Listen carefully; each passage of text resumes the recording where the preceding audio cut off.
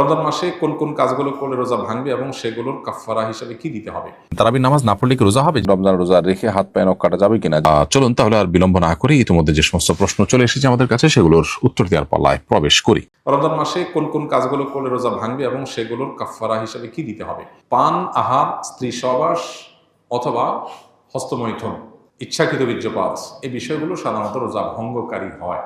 ইচ্ছাকৃত যদি রমজান মাসে মানুষ রোজা ভেঙে ফেলে, রেখেছে ভেঙে ফেলেছে, তাহলে সেক্ষেত্রে স্ত্রী সবাস করে ফেলেছে, খেয়ে ফেলেছে, পানাহার করেছে কিংবা হস্তমৈথুন করে ফেলেছে, তাহলে ওই রোজার জন্য ফোকাহে আহনাফের ফতোয়া অনুযায়ী একটা রোজা কাজা যেহেতু ভেঙে ফেলেছে, আর 60টা রোজা টানা কাফারা রাখতে হবে, মোট 61টা। এই টানা নির্বিচ্ছিন্ন রাখতে হবে, মাঝখানে যদি গ্যাপ দেয় আবার শুরু থেকে রাখতে হবে।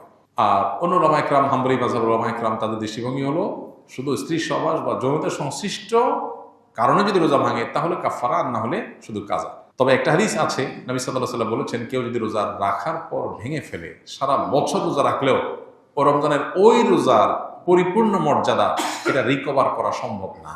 দায় মুক্তি হবে, কাজা এবং কাফারের মাধ্যমে দায় মুক্তি হবে, মর্যাদা একটা হাসিল হবে না। রোজা মানেই তো নিয়ন্ত্রণ। গোটা পৃথিবীতে যত অন্যায় হয়, এই অন্যায়গুলো মৌলিকভাবে যে কয়েকটা কারণে হয়, তার ভিতরে দুটি কারণ হলো মেইন। একটা হলো মানুষের ক্ষুণ্ণের বৃত্তির জন্য, আর একটা যৌন বৃত্তির জন্য। একটা হলো মানুষের যৌন চাহিদা পূরণ করার জন্য, একটা হলো পেটের চাহিদা পূরণ করার জন্য মানুষ যত অন্যায় করে। এই জন্য রমজান এই দুইটাকে নিয়ন্ত্রণ করতে বলছে, পানাহার এবং যৌনতা। এগুলো যদি নিয়ন্ত্রণ করার ট্রেনিং নেয় মানুষ, তাহলে যেখানে সেখানে এগুলোর জন্য সে নিজের আদর্শ বিকিয়ে দিবে না। তো এই চেষ্টাটা আমাদের সর্বোচ্চ পর্যায়ে করা উচিত। এবং কাফারা দেওয়া 60টা রোজা সহজ বিষয় না, টানা রাখতে হয়, এটা অনেক কঠিন কাজ। এই জন্য রমজানের রোজা যাতে কোনো অবস্থাতে বিনা ওজর না ভাঙা হয়। হ্যাঁ, কেউ অসুস্থ হয়ে গেছেন, ভেঙে ফেলেছেন, তার কথা ভিন্ন।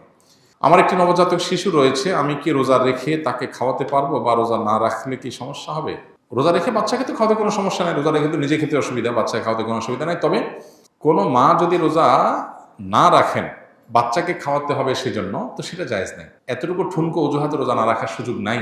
বাচ্চাকে আপনি খাওয়াবেন, দুধের বাচ্চা যদি হয়, দুধের বাচ্চা দুধ একটু কম পাবে, তাতে বাচ্চা মারা যাবে না। প্রয়োজনে আপনি দিনের বেলা একটু বেশি ঘুমিয়ে থাকেন বাচ্চা সহ, লাইফস্টাইলটা চেঞ্জ করেন, রাতের বেলা একটু বেশি সময় জেগে থেকে কাজ করেন, যাদের দিনের বেলাতে রোজা রাখার কারণে দুধ কম আসে। বিভিন্নভাবে আমরা এটা রিকভার করতে পারি, বিকল্প খাবারের ব্যবস্থা করতে পারি। হ্যাঁ, কোনো রাস্তা যদি না থাকে, মরণাপন্ন হয়ে যায়, আল্লাহ না করুক, এরকম রিস্ক করলে তখন রোজা না রেখে অন্য সময় রোজা রাখার সুযোগ আছে। আমার বাবা চোখের জেনা করে, মহিলাদের সাথে শয়তানি করে, এখন আমার করণীয় কি? আমার বাবাকে দেখলে ঘৃণা লাগে, তার সাথে কথা বলতে মন চায় না। খুবই দুর্ভাগ্যজনক এবং অত্যন্ত লজ্জাজনক একটা বিষয়। কত বিচিত্র এই পৃথিবী দেখেন, কত বাবা মা সন্তানকে বিপদগামিতা থেকে বাঁচাবার জন্য লড়াই করেন। আসলে অনেক বাপ মা, ছেলেটা নষ্ট হয়ে গেছে, পাগলের মতো অস্থির। বেশিরভাগ ফ্যামিলিতে তো এইটাই হয়। কিন্তু এই প্রশ্নে আমরা দেখলাম উল্টাটা, যে বাবা বেলাইনে যাচ্ছে, বা ছেলের মধ্যে আল্লাহর ভয় আছে, বা ছেলের মধ্যে সততা তাকওয়া আছে, তে সে এই গুনাহের প্রতি ঘৃণাবোধ তার তৈরি হয়েছে, বাবার কর্মে সে বরং বিব্রত এবং অস্বস্তিতে আছে। আমরা দোয়া করি আল্লাহ তাআলা তার বাবাকে পরিপূর্ণভাবে ইসলাহ এবং সংশোধন করে দেন। যে ভাই প্রশ্ন করেছেন তাকে বলবো, বাবা মা এরকম আমাদের সিনিয়র কেউ যদি কোনো গুনাহে, কোনো অন্যায় লিপ্ত থাকে, খুব স্বাভাবিক আমাদের কষ্ট লাগবে। এই কষ্টের কোনো সীমা নাই, কিন্তু মনে রাখতে হবে দিন শেষে আমরা আল্লাহর গোলাম, আল্লাহর দেওয়ার সীমানা আমরা ক্রস করব না। বাবা যদি অন্যায় করে, বাবাকে আমি বোঝাবার মতো হলে আমি বোঝাবো, আর যদি এই অন্যায় নিয়ে আমি বোঝাবার মতো না হয়, তাহলে অন্য কাউকে দিয়ে বোঝাবো। মাকে বললাম, অন্য কাউকে বললাম। আমার বিভিন্ন প্ল্যান থাকবে, মসজিদের ইমাম সাহেবের সাথে একটু দোস্তি করে, খাতির করে তাকে দাওয়াতি কাজে লাগিয়ে দিলাম, যে আমার বাবার দিকে আপনি একটু মনোযোগ দেন, তাকে একটু দাওয়াত দেন। যারা এলাকাতে দাওয়াতি কাজ করেন, বিভিন্ন ইসলামিক অর্গানাইজেশন, মুভমেন্ট, দাওয়াতি কাজের সাথে আছেন, তাদেরকে ধরাই দেন, তারা যেন আপনার বাপকে টার্গেট করে দাওয়াতি কাজ করে তাকে যেন ইসলাহের উদ্যোগ নেয়। আপনি বিভিন্ন প্ল্যান করেন, আর সেই সাথে চোখের পানি ফেলেন। মনে রাখবেন, আবু হুরায়রা রাদিয়াল্লাহু তাআলা আনহুর চোখের পানি তার মায়ের হেদায়েতের কারণ হয়েছিল। যাই না আমরা নবীজির কাছে এসে বলছেন, ইয়া রাসূলুল্লাহ, একটু দোয়া করেন আমার মায়ের জন্য, আমার মা ইসলাম গ্রহণ করে নাই এখনো, আমাকে প্রচুর মারধর করে, আমি মুসলমান হয়েছি সেজন্য। নবী সাল্লাল্লাহু আলাইহি ওয়াসাল্লাম দোয়া করে দিয়েছেন, আল্লাহ আবু হুরায়রার মাকে তুমি হেদায়েত দাও। বাসায় যায় দেখে মা ইসলাম গ্রহণ করার জন্য প্রস্তুত। তো এই জন্য দোয়ার প্রতি ইয়াকিন থাকতে হবে। নবী সাল্লাল্লাহু আলাইহি ওয়াসাল্লাম বলেছেন, আল্লাহর কাছে দোয়া করবা ইয়াকিন নিয়ে, যে আমার দোয়ায় কাজ হবে।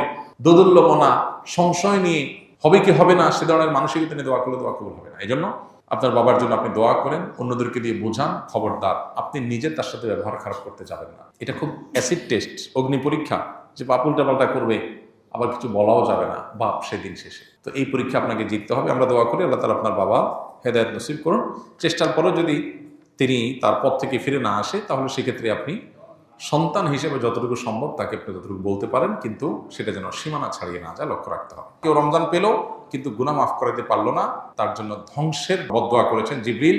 নবী সাল্লাল্লাহু আলাইহি ওয়াসাল্লাম বলেছেন আমিন, আমি এটাকে সমর্থন করি। তার মানে জিবরিলের দোয়াতে নবী সাল্লাল্লাহু আলাইহি ওয়াসাল্লামের সমর্থন, এই দোয়া তো বিফলে যাবে না। তার মানে রমজান পেয়েও যদি আপনি মাফ না পান, তাহলে ধ্বংস কেউ ঠেকাতে পারবে না। এটা চরম একটা দুর্ভাগ্য। এই জন্য রমজান মাসে যে কোনো মূল্যে আল্লাহর কাছ থেকে মাগফিরাত পাওয়ার চেষ্টাটা সেরকম আল্লাহর কাছে প্রত্যাশা রাখার মতো করে ইবাদতবন্দি করা দরকার এবং মাগফিরাত কামনা করা দরকার। আহমদ রহিম আপনি লিখেছেন, তারাবির নামাজ না পড়লে কি রোজা হবে? জি ভাই, অবশ্যই রোজা হয়ে যাবে। রোজার সাথে তারাবির নামাজের সম্পর্ক এরকম নয় যে একটা না করলে আরেকটা হবে না, দুইটা স্বতন্ত্র ইবাদত। তারাবি কোনো কারণে পড়তে না পারলেও রোজা আপনাকে রাখতেই হবে এবং হয়ে যাবে।